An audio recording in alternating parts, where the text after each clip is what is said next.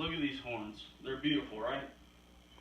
Well, if they're 2 inches narrower, they're illegal in some counties of the state of Texas. My name is Will Price, and today I'll be telling you a little bit about antler restrictions and a little bit more about what I would like to do instead of antler restrictions. I gathered my information for my speech from the Texas Parks and Wildlife Department magazine, texas.gov, and buckmanager.com.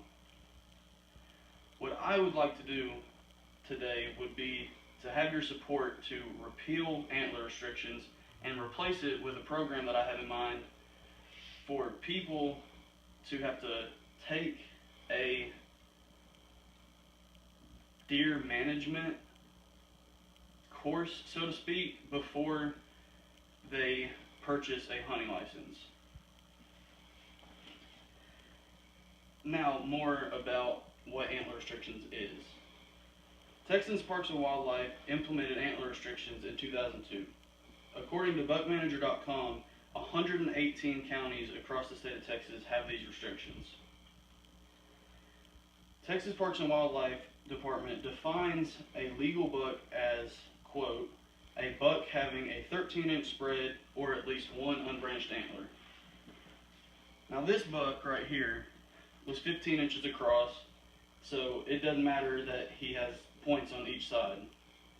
Now another way for it to have been legal is he can have that with those 4 points on that side, but then this side would have had to been totally straight and nothing on it, like pretty much cut it off right here. And if it had that little bit right there, it would have been legal.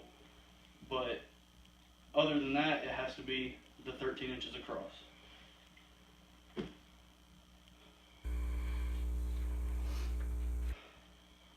Now, I have some examples of illegal deer in antler-restricted counties. This buck right here is not 13 inches across and does not have an unbranched antler. But it also was not that young of a deer and would not have grown into anything other than this, most likely. So it was good from a management standpoint to take this buck out of the herd so he didn't get to spread his genetics and spread his crappy antler genetics. The second buck is a real small basket horn buck that his antler tips almost touch. He's so narrow, he's nowhere near 13 inches across. He's probably only 6 inches across. But he also doesn't have the unbranched antler.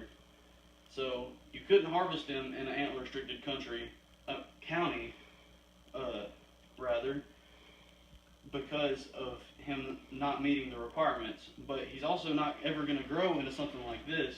So from a management standpoint, that was the right thing to do, is take this basket horn buck out.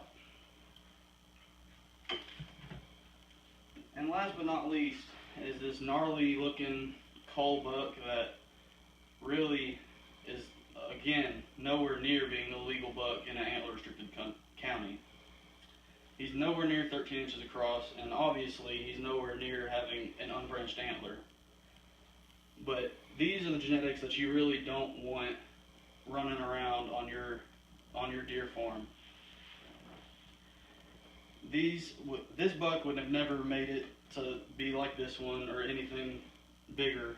He would have stayed most likely like this the rest of his life and made all his babies look like this, and that's not what you want. But in an antler restricted county, you wouldn't have been able to take him. Now, more about the program that I would like to implement rather than antler restrictions. If you have people take the management course before purchasing a license, they will be more likely to harvest mature deer because they would learn more about how mature deer spread their genetics better and are more likely to have better buck to doe ratio. When they do breed, they'll put it out more evenly, and you will just have a higher quality.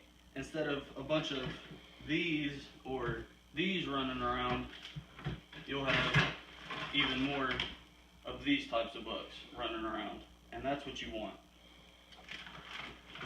So I need your help today and having your support to repeal antler restrictions and to implement my program of a deer management course prior to purchasing a hunting license. Thank you.